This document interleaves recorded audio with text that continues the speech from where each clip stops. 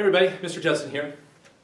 So yesterday, or the last time we met, we had talked about these two things, but we didn't really have any homework problems on those. And so today our main focus is dealing with parallel and perpendicular lines. So what we want to remember is that parallel lines have equal slopes, and perpendicular, which that's my symbol for perpendicular, perpendicular lines have negative reciprocals for slope. Which means you have to flip the fraction over and change it to the opposite sign. A lot of times we say negative, that means the same thing as opposite. A -5 is the opposite of a +5. So if a slope is a -3/5, then the perpendicular slope, I got to flip it over and make that fraction positive, opposite of whatever I see here. Okay? So let me give you guys a problem here to try. Alright, so now that we know this information, let's go ahead and try this problem. We want to find the equation of a line perpendicular to 2x minus 3y plus 4 equals 0, and it goes through this point. So, I don't know if we wrote this down the other day, but this is called general form. Okay, when you just have everything written out so that you don't have any fractions. It's not in slope-intercept form, it's not in point-slope form. It's just all set equal to 0, and so that's general form. So we need to figure out what the slope of that line is first, and then kind of proceed with the problem. Okay, you guys go ahead and try that. And I know we got a few new people that have joined the class. When I say you guys go ahead and try that, you want to make sure you pause the video, give yourself a chance to answer the question on your own, and then go ahead and start up the video again. Alright, so to answer this question, I first of all need to know what's the slope of that line. And so what I want to do is I want to get y by itself. So I'm going to move it over to this side. So I've got 2x plus 4 equals 3y. And then I'll go ahead and divide everything by 3. So those cancel. And what I end up with is y equals 2/3 x plus 4/3. And really, I didn't even have to write this down. I could see right here what the slope was going to be, 2/3. So now I could pursue and do the problem. But this is in slope-intercept form now. You know, the y's written on the other side, but that's okay. There's my slope, there's my y-intercept. So we've got a slope that's equal to 2/3. But what I want is a line that's perpendicular to that. So my perpendicular slope is going to equal a -3/2. And remember, the two things you need when you find the equation of a line is slope and a point. I now have what I need, so I should be able to write that equation. So y minus the y value equals the slope times x minus the x value. And now I just need to simplify this by putting it into slope-intercept form. So y plus 8 equals a -3/2 x. Make sure you're making that big X there. Whoops. And then if I multiply here, I get plus 9/2. And so I want to move this 8 to the other side and do the opposite. I'm just going to think that's 16/2, so 9 minus 16, that would be a -7/2. So y equals a -3/2 times x minus 7/2. There's the equation of a line that's perpendicular to this one, and it goes through that point. Now, if you wanted to check this, let's say this was an even problem and you couldn't check it in the back of the book, you could graph both of these equations, see if they look perpendicular to each other, and make sure this line goes through that point. I need to caution you of one thing though. On the graphing calculator, anytime you change the window of your graphing calculator, then you distort the picture in the way it looks. So these lines may not look perpendicular to each other. The only way it looks perpendicular is if you hit your zoom button and then choose option 4. That's the only one that shows a true picture of what this graph really looks like. Okay? By the way, if you use your graphing calculator, let me turn mine on here real quick. So one thing to remember about our calculator is the last time we used it, we were doing linear regressions, and we have some points that we told the calculator to plot. So anytime I go to graph, I'm still going to see the points and that equation. And if you go to y equals, you can just arrow up to that plot 1 and hit enter. Where's my enter button? Let's see, I think I need to make my calculator a little bit smaller. All right, there we go. So if I hit enter, now I've shut those points off, so it's not going to continue to plot those every time I graph something. And I may also want to just clear this stuff out and then start with something new. The other thing to be aware of is when you punch this into your graphing calculator, you should always put fractions inside parentheses. So it should start off like this. With parentheses, I've got -3 divided by 2. That's how we enter a fraction. Close parenthesis, then times x, and then minus. And here I don't need parentheses because I'm not multiplying it times anything. Okay? It's only if that multiplication is there. Remember how I told you guys, make sure it doesn't look like the x is down in the denominator? If you put parentheses around your fraction like this, when you write things down, that's okay. You'll never miss points for that. But I want to make sure that everything registers correctly in the calculator. Okay? When I said hit zoom, so you punch this equation into here, and I want to make sure that they look perpendicular. But remember, I've got some weird window because I was doing a basketball problem. When you hit zoom, these are preset windows. So if you go to option 4, that gives you a pretty good picture of what that looks like. And so now when I punch that one in, they should look perpendicular to each other. So that's a way you can kind of double check your work. All right, let's try another one. So let's go ahead and try this. Again, pause the video and work on this, and then go ahead and restart it when you're done. So kind of the same as the last problem, I need to figure out what the slope is first. So I'm going to leave 5y here, I'll move 4x to the other side so it becomes negative, the 7 becomes positive, and then I'm going to divide everything by 5 to get y by itself. Now, I'm done at that point because there's the slope that I need to be looking at. I don't have to write anything else down. All right? So I know that my slope here is a -4/5. And parallel lines have equal slopes, so I don't want to do anything to this one. I want to go ahead and just use it the way it is. So my equation is going to be y minus 4 equals the slope, -4/5 times x minus 2. And we just got to simplify it. So y minus 4 equals a -4/5 x. Negative times a negative is positive. Integers multiply straight into the numerator, so that would be 8/5. And now I just got to add 4 to the other side. So I'm going to move this over here and add that. And so I got to make that into fifths. It's kind of a weird looking 5.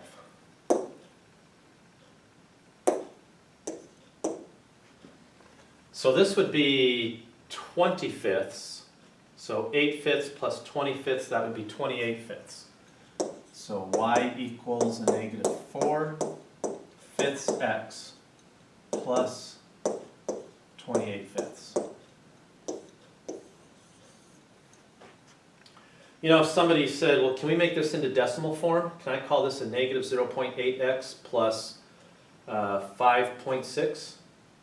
Sure, same thing. I mean, I would look at that and instantly be able to tell that they're both exactly the same. The only thing I would say is it's just more work. Why not just stop here and leave this as fractions? It's less work for us to do. All right, so one thing that we said last year is that, last video is that in pre-calculus, one of the things that we do is we always push things a little farther, okay? This is pushing things a little farther because all of a sudden our numbers got real messy, all right? And again, we just need to look at it. We need to say, yeah, they're just still just numbers. The process doesn't change. I still have to find a slope. I still need a slope and a point, and I need to plug it into my point slope form and go from there. So I want you guys to go ahead and try this. Find the equation of this line using these messy points. 1/2 comma negative 5/6 and negative 1/4 comma 2/3. All right, so I got to find the slope first. So slope equals 2/3 plus 5/6 over a negative 1/4 minus 1/2. Now, remember what I told you before. You can go ahead and add these fractions together first, combine these, do a fraction divided by a fraction. You can go through that process, or you can just multiply everything by the least common denominator. It's a much quicker way to simplify things. Least common denominator here would be 12. That's a number that 3, 6, 4, and 2 all divide into evenly. So I'm going to multiply this by 12, this by 12, this by 12, and this by 12. And so what I get is 24 divided by 3. You can multiply these two numbers first and then divide if you want, or you can do 12 divided by 3, get 4, and then times 2. The order there doesn't matter. It's because in the order of operations, multiplication and division are on the same level. So they can be done however we want. Okay? If it's easy, I'll just go ahead and multiply these and then divide. Otherwise, I'll divide first and then multiply. So 24 divided by 3, that's 8. 60 divided by 6, that's 10. Here I got 12 divided by 4, that's 3. So we got a negative 3. And 12 divided by 2, that's 6. And so what I got is 18 over negative 9, which is a negative 2. Well, lucky us. We got a slope that was a little bit cleaner than the actual points themselves. So let's see, I guess I'll take, it doesn't really matter which one. Yeah, I'll just take this point right here. So I've got y minus a negative 5/6, which means plus 5/6, equals my slope of negative 2 times x minus 1/2. And so if I distribute that, I get y plus 5 over 6 equals a negative 2x. Negative times a negative is positive. Half of 2 is 1. And now move that over and subtract it. So y equals a negative 2x. I've got 1, which is the same as 6/6, minus 5/6. That leaves us with 1/6.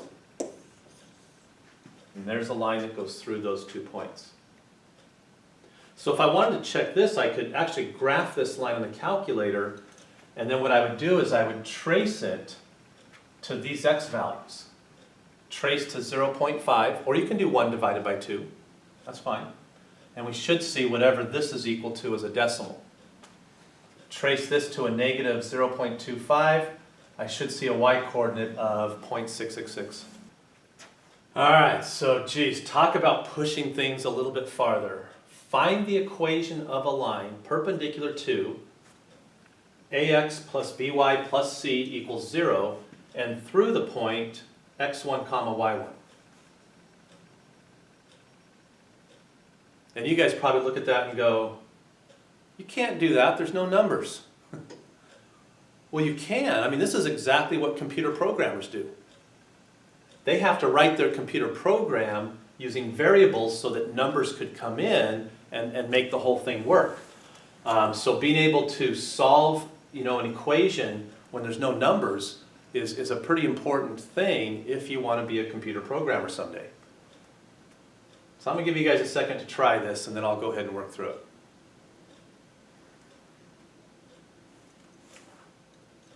All right, so I'm just going to think the same way I thought on one of the previous problems. First thing I need to do is find a slope, and to do that I have to get y by itself. Okay, so I'll leave that right here, by. I'm going to move this to the other side. It'll become a negative ax, and I'll move this to the other side. And then I'll divide everything by b.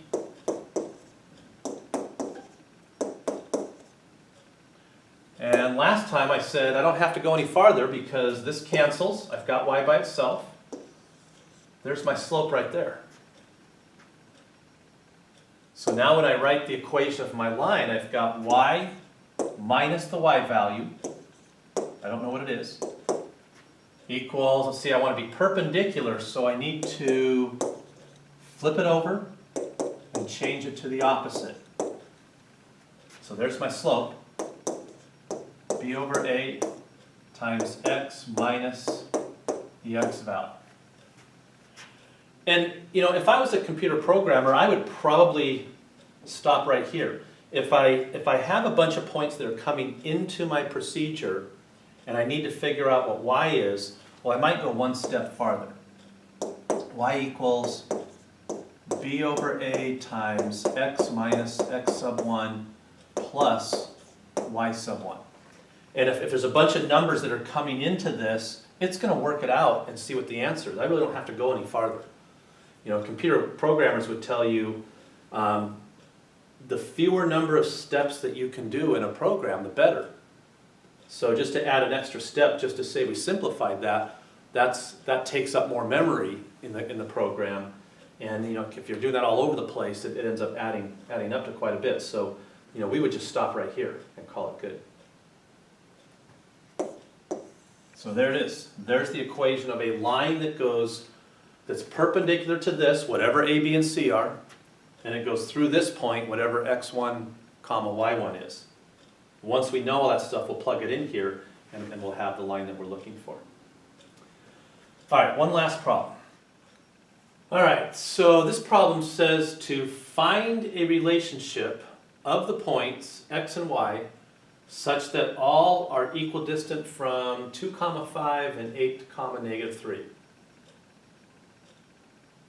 Whoa. Whoa, you're making my brain hurt. Find a relationship. So when they say that, find a relationship, what they really mean is find an equation that represents something. Okay? So find an equation of all the points x and y. Well, that's the equation of a line. Remember when you graph a line, you can make an xy table and plug in numbers, and what you get is a whole bunch of points that are on the line? That's what we're saying. Find an equation of a line where all the points are equidistant from these two.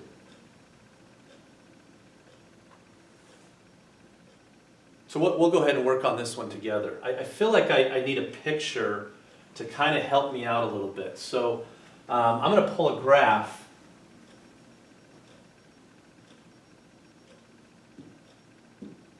out onto this that I can use. And I'm going to plot these 2 points. So, you know, first of all, anytime I ever get a question where it's like, boy, this isn't really clear to me, then what do? You know, how do you proceed with the problem? Well, the first thing I would do is I would at least graph these points. And I'm not even trying to think about what's the equation yet. Graph these points and then think to yourself, where are all the points that are equidistant from these two? I'm just trying to get an idea of what I'm looking for, not trying to answer the question right away. Okay? So 2, 5 is right there. And 8, negative 3, so I'm going to have to extend this out a little bit. There's 5, 6, 7, 8. And 8, negative 3 would be right about there. 2, 5, 8, negative 3. And I want all the points that are equidistant from those two. Well, I know where one point is. It'd be like dead center right in the middle. So I don't know exactly where that's at, but let's just say it's this point. See if I go down 1, 2, 3, and over 1, 2, 3. And I do that again. 1, 2, 3, and over 1, 2, 3. Okay, I didn't go down quite far enough. Let's try 4. 1, 2, 3, 4, and over 1, 2, 3. So I'm thinking that point right there, and I'll go down 1, 2, 3, 4, and over 1, 2, 3. So I did the same thing to get from this point to here, and from that to there. So that must be the midpoint. So that's one of the xy points that's equidistant from those two. You know, the question now is, where are all the rest of them? And hopefully you're thinking something in your head. You're not just sitting there waiting for me to say it. You know, anytime I ask these questions, you guys in your own head, you want to think, yeah, where is that? You know, and see if you can answer that question on your own. If you become the kind of person that, you know, you get asked a question and you just sit and wait for the person to answer it for you, think about what that's like out in the real world.